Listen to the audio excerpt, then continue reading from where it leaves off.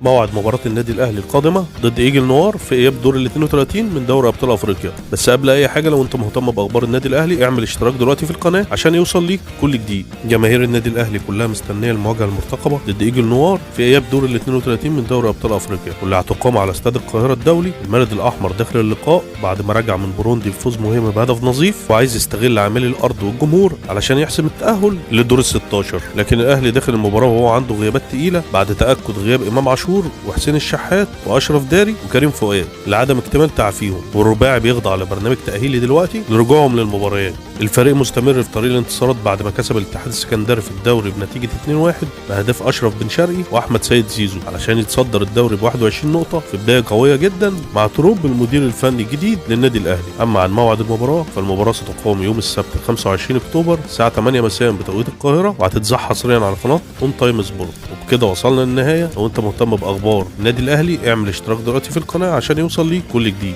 كان معكم حسن سعيد.